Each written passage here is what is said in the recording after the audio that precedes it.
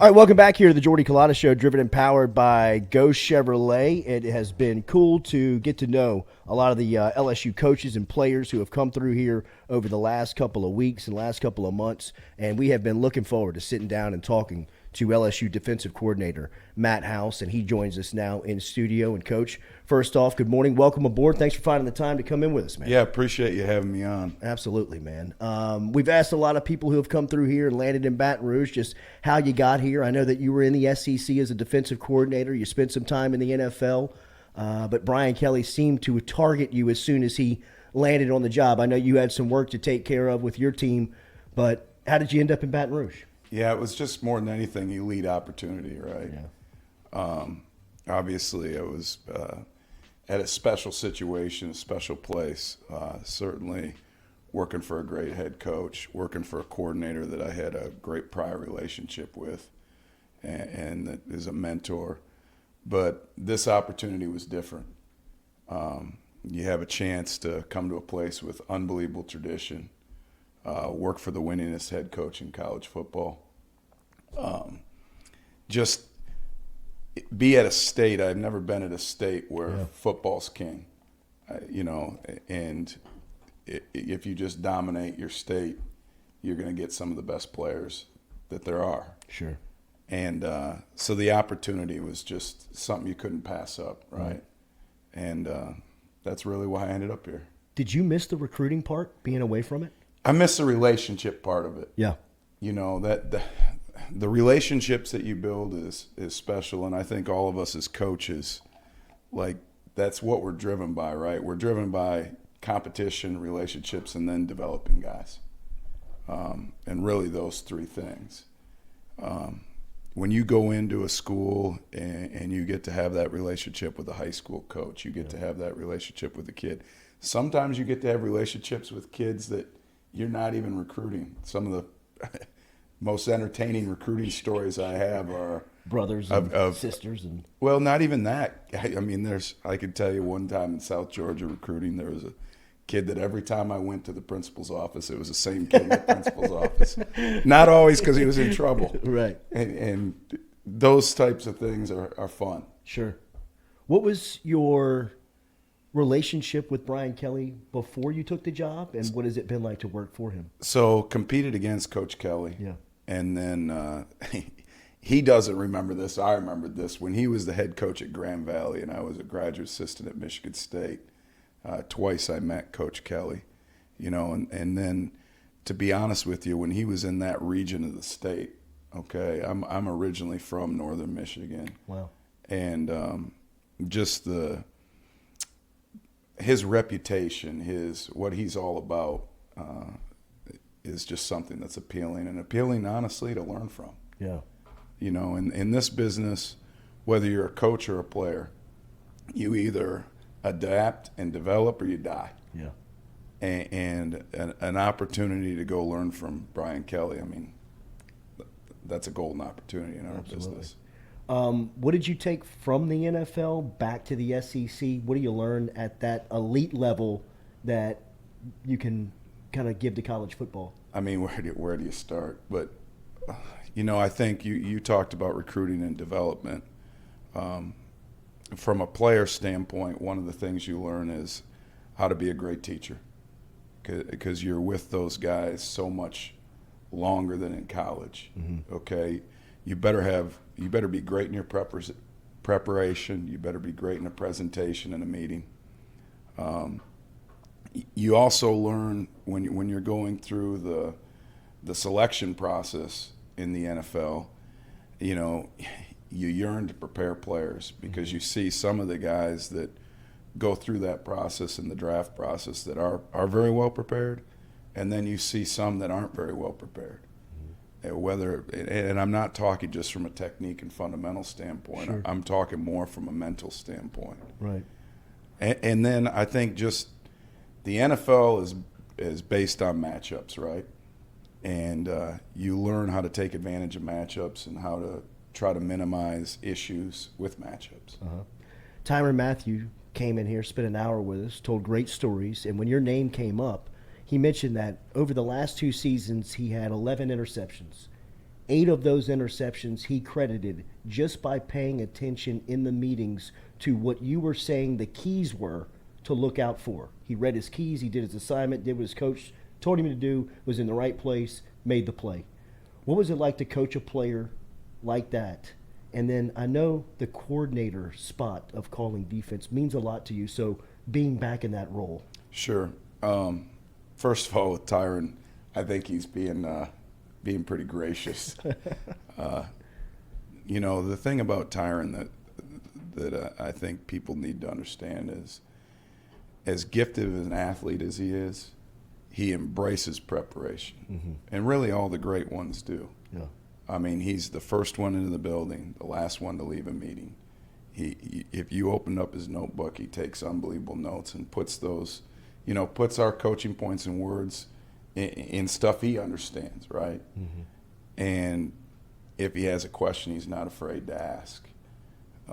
So the preparation he does, I mean, to me as a coach, the game's still about the players. All right, there's no coach without a player. Mm-hmm.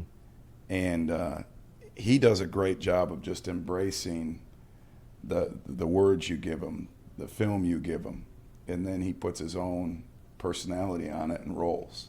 He's got a lot of football left in the tank for sure with New Orleans, but he's been steadfast and loud on saying he wants to be a coach. Yeah. How good of a coach will he be? I think he'll be outstanding. I've seen him interact with young guys. Mm-hmm. I've seen him, first of all, the passion he has. Some guys that say they want to transition into coaching, they don't always understand the commitment and the time and the work. This guy does. I think he'll be outstanding when he makes that transition. Back, I know I brought it up, and it was too big of a question to add on to the Tyrann Mathieu thoughts. Being a coordinator mm-hmm. for you, I know is big to you because of the relationship part, right? But Tyrann said one thing that you knew about Coach House was he owned that linebacker room. His guys were his guys. So now I imagine being in charge of that side of the ball was very enticing for you. Absolutely, and I enjoy the scheme part of the game. I enjoy the process of putting together a game plan in a game week. I enjoy the process of finding the strengths and weaknesses of your team, because every year every team's different. I enjoy trying to, build that culture. I enjoy trying to build the techniques and fundamentals from a whole standpoint outside of the position coach. So, yeah, it was absolutely intriguing to do that, and something that I yearn to do again. You have SEC experience, obviously, with the defenses that you ran in Kentucky, and they were outstanding. What does it mean to be LSU's defensive coordinator, just as far as the coaching world goes? When that phone call comes and they ask you to be that title, what does that mean to somebody in the fraternity? Yeah, I'm not telling you anything that I haven't told friends, recruits, but I will tell you this, to me, if you just said 32 plus about 5 to 7, right?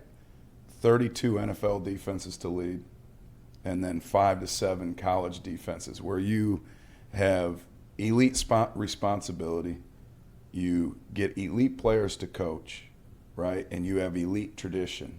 That's what LSU is. The tradition that's here, the players that you can develop, and then expectations. Yeah.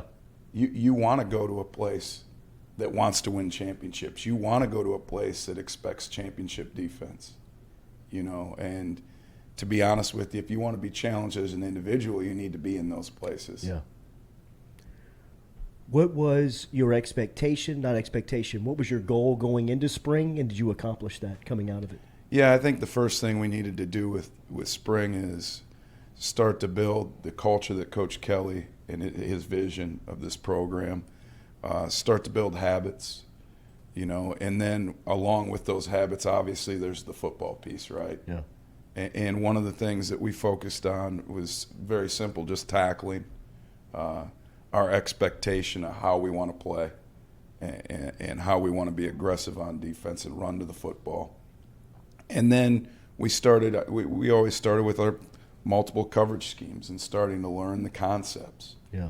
I thought the guys did a really good job. In particular, I saw a lot of growth in the last 5 practices. Mm-hmm.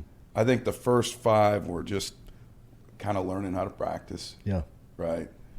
The next 5 in the middle were, they were growing pains, and I started to see us start to flourish the last 5 practices. Yeah.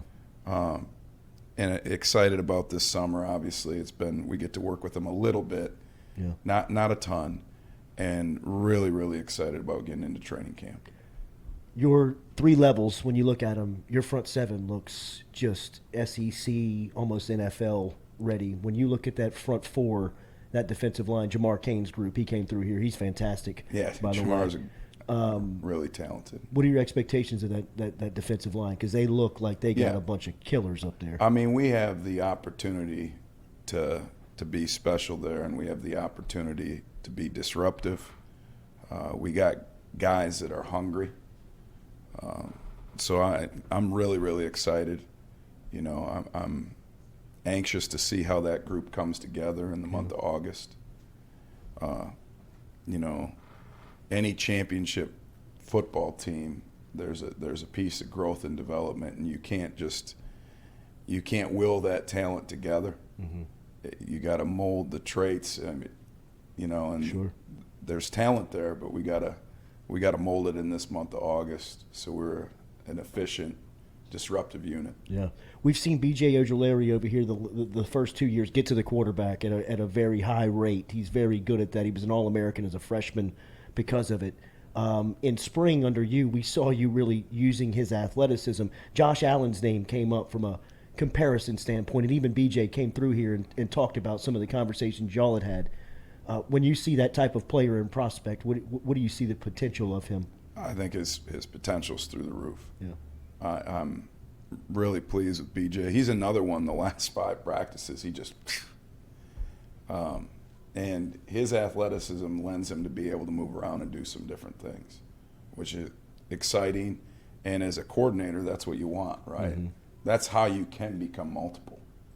And that front in particular, I think Jamar does a really good job of keeping it simple, but allowing us to be complex and keeping it simple, if that makes sense. Yeah. I think the more you can simplify the game for players, sure, the more multiple you actually can be. Right. So, your room, not only do you focus on the defense, you call the plays on the defensive side of the ball, but you focus primarily on the linebackers from a position standpoint. What's your overall thoughts on that room and some of the guys that stood out during spring? I love their hard hat mentality, meaning that there's competition in that room. The guys want to get extra work, whether it's now in the spring. When I first got here, they want to be sponges, and that's exciting. I think some of the older guys have done a good job coming along. Mike Jones comes to mind. He's done a good job. You start talking. Greg Penn, I thought, had a good spring. Jared Small's done a great job coming back off of injury, which is tough. Yeah. And sometimes can be mentally hard to do. And then I look at some of the newcomers we have.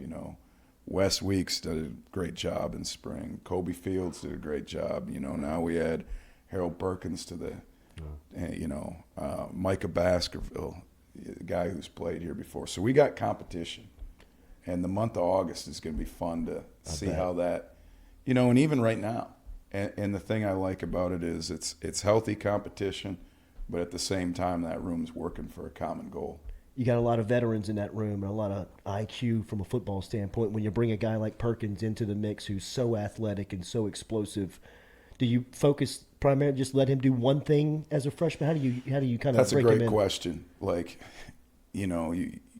obviously his talents, he's got elite talent. Right. It pops. You right. see it immediately. It pops, no question. But just like you're just saying, in order to get that talent to pop, you gotta be successful at one thing before you can be successful at 2 things. Right. So there's definitely a process of development. The thing about Harold that I love is he's there, and he wants to learn. Yeah. And so much of the game it's such a result-driven game that from the outside you just see the game day talent pop, right?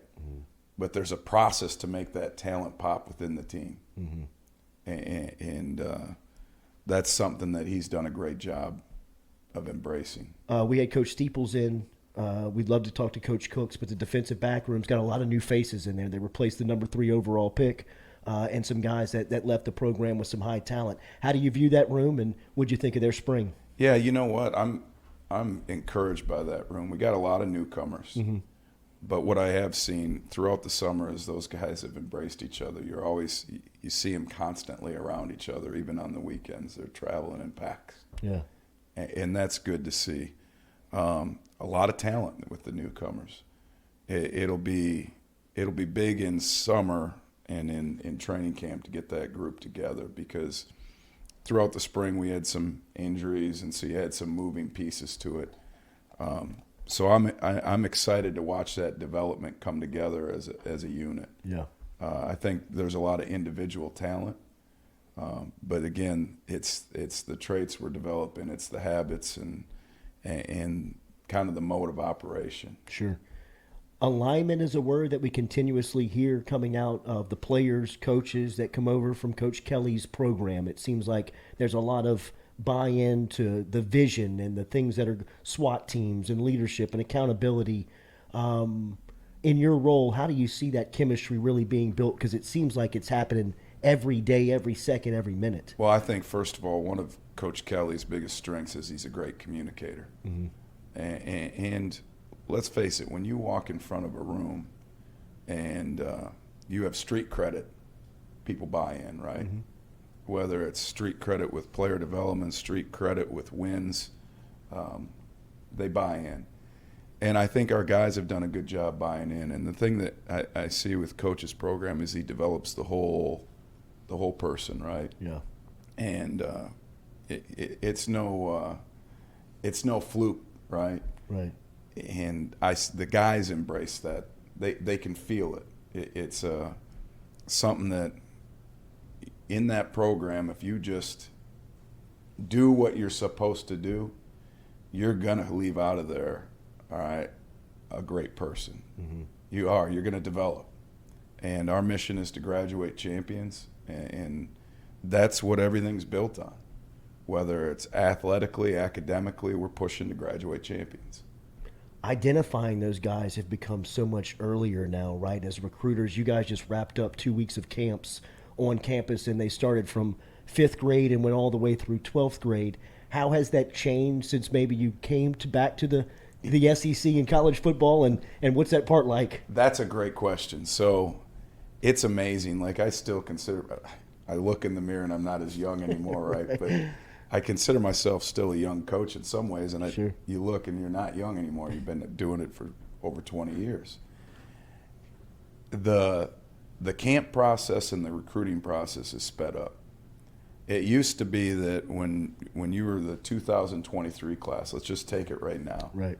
It used to be you were identifying and getting all those kids to camps, and you really, the 24 class, let's just say, take it, if that was 15, 20 years ago, yeah, they were on your radar, but you weren't pushed off for scholarships to rising juniors and rising sophomores. Now it's sped up so much, the evaluation is really happening earlier, right? And at the same time, there's still got kids that come. I mean, there's a hell of a lot of difference between a 15-year-old and a 17-year-old. Sure. And there are guys that still pop. We had several individuals in camp this year.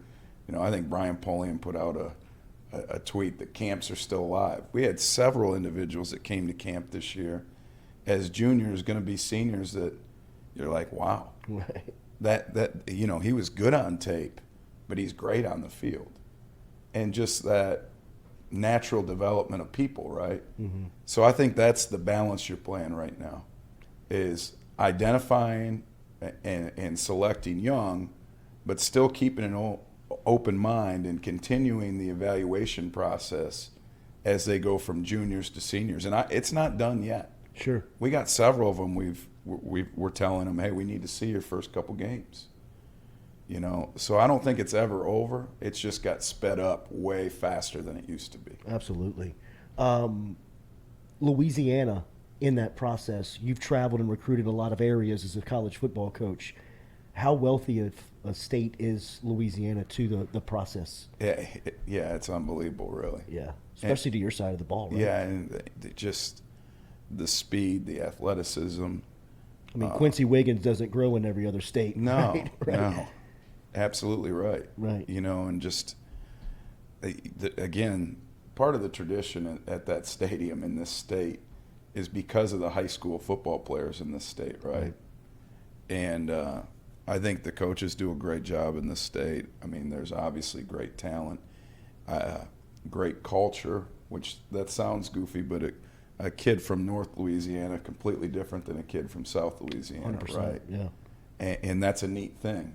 So within your state, as you build a team, you don't have to go to, you don't have to go to other states. Certainly, we're going to recruit the best, right? Sure. But in the state, it's awesome how you can build a roster and build different pieces of that roster within the state. Sure. Mekhi Gardner came in 2 days ago and talked about how much his body has changed since the day he touched campus to where he is right now, and gave a lot of credit to Jacob Flint on that. The team is under the supervision right now of Flint for the next couple of weeks and months. Talk about the job he's doing. Yeah, I think Jake's doing a great job with them. I think he's exceptional at speaking Coach Kelly's vision and then applying it to the science of the game. And then I think if you look at it, a guy who's doesn't get talked about enough is Dr. Frakes, our nutritionist. I think he's done a great job with those guys too. Yeah. And I love how that in their system and the way Coach Kelly's got that building built. I mean, the strength coach is right there, and the nutritionist is there right in the same office. Right. So you can't pass either one of them. And I think they work hand in hand really, really well. How much has college football started to resemble the NFL as far as the facilities, the support staff, that stuff you're talking, the nutritionist? I got to be honest with you. We got more people at LSU than we did in Kansas City. Wow. I mean, wow.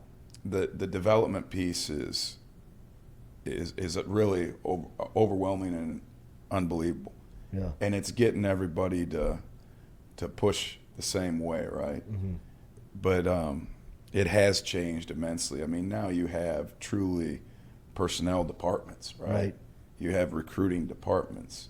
You have, we just talked about it, player development. It's amazing how many tools you have available to you. That it didn't used to be like that. Right. It used to be you had your coaches, your graduate assistants, your couple video guys, maybe 2 strength coaches. Nutrition has come so far. Mm-hmm. The scouting of high school players has come so far. It used to be your recruiting coordinator, and you might have a director of recruiting. That was about it. So the amount of support is, really come a long way. How good was Patrick Mahomes? Yeah, unbelievable. Great competitor. I think the thing that he doesn't get enough credit for is how good a human being he is. And I think that's why people fall in line, and he's a great leader. Certainly hard to coach against. I bet. Even in practice, he'd drive you nuts. I bet she makes a better coach every day, right? No question. Yeah. And Coach Reed, offensively, what he does and, how innovative he is, it pushes you. Yeah, absolutely. How do you use the summer as a defensive coordinator? You mentioned that you get a selected amount of time with your team. That's a great question. So I think the summer is basically 3 parts, right? There's a heavy recruiting element. Mm-hmm. This month of June has been a big recruiting month for us, okay?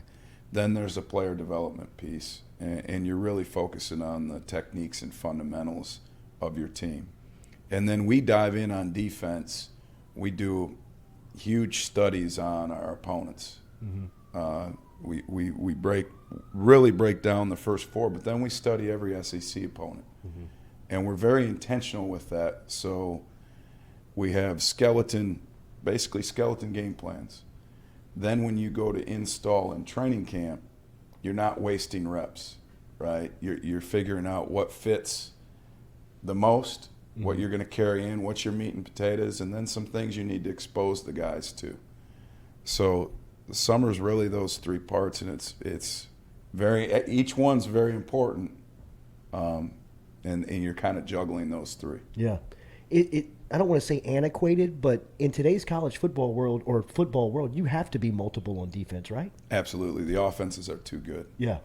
The run game's too diverse. The thing that's changed our game more than anything is how much and how well kids throw the ball and catch the ball. 20 years ago, kids didn't throw the ball and catch the ball coming out of high school like they do now. And it's changed the game. I don't think there's very few schemes that have never been invented before, right? Sure. But the speed at which the pass game's been developed is faster. And then because of that, with the RPOs and the space that offenses can create, you got to be multiple, and you also have to understand, like, if there was a magic defense to take it all away, I'd be laying on the beach right now. Absolutely. Right. Every defense gives something away and takes something away. And I think the key to it is your players to understand what you're trying to take away and what you're giving away. What was it like to defend? Coach Denbrock sat right there yesterday and it was cool to hear how high he is on his quarterbacks. Yeah. What was it like to defend those guys? And then on the outside, LSU might be as special as anyone at wide receiver, right? Yeah, they tested us all spring. Yeah. I mean, they got great depth in that receiver room. Obviously, they got some elite talent. And then when you look at the quarterback room, every quarter presented a little different issue. Yeah. To the point where, when we were in scrimmages, you'd be on the sideline in your sideline huddle, and the first thing you'd say is, "Who's the quarterback in the game?" Yeah. Because they're all talented, and they all have a little bit different personality and strengths and weaknesses. For sure. Which is tough to defend. You call it from the sideline, or you call it from the box? I've done both. Uh-huh. I'll probably be on the sideline this year, but I've done both. How do you like your staff on that side of the ball? So, again, alignment. Coach Kane was in here, and he mentioned the word and working for you, and it just seems like a great room. Yeah, it is. And I like the fact that we have great ideas in that room, but at the same time we have low ego guys. And, when you come out of the room, you come to a consensus, and then, boom, that's what we're doing. Yeah. And that's good. And guys are, embracing input, but at the same time don't get in their feelings if an idea gets squashed, because sometimes not every idea can make it. Yeah. Big hunter, right? What's that? Big hunter? Yeah, I like to hunt. Is that how you get away from it? Is that? Yeah, you know what? I don't get to do it as much as I'd like, because Sure. obviously a lot of it's revolved around the fall. Yeah. But yes, like when I can, Yeah. I'm going to do it. And 4 kids keep you busy, I'm That's sure. right. Yeah. But that's a good thing about hunting and fishing. You can include them, right? Yeah, absolutely. How's the adjustment been to Baton Rouge? And So far, it's been great. yeah. They like it. My wife is from North Carolina, so she was glad to get into a warmer climate. Yeah. And the kids were too. Absolutely. Can you go into what the challenge was of the roster building you guys took on when you took the job, and just to get to this point? I'd imagine it was tough to unpack boxes at the house that you were settling in, just because of all the work that you guys had to do immediately. Recruiting, transfer portal, spring football, recruiting again, camps. Yeah. And the work's not done, right? Yeah, I think yeah. it's constant. Yeah. Luckily, all of us in the coaching profession, we have to be thankful for our families and our wives, right? Yeah. Because at the end of the day, they allow us to do this. And the commitment that they give. You talk about unpacking boxes. I think I've unpacked 3 boxes. I bet, right. I mean, Jesse's a saint. But, yeah, it's been a whirlwind. Uh-huh. Not an unexpected whirlwind, though, right? Sure. When you kind of expect when you come into a new program, there's going to be a transition period, and that's part of the transition period. Yeah. And I think that's just, it's kind of healthy in some ways, Yeah. right? It's the way that the reset button's pushed. Right.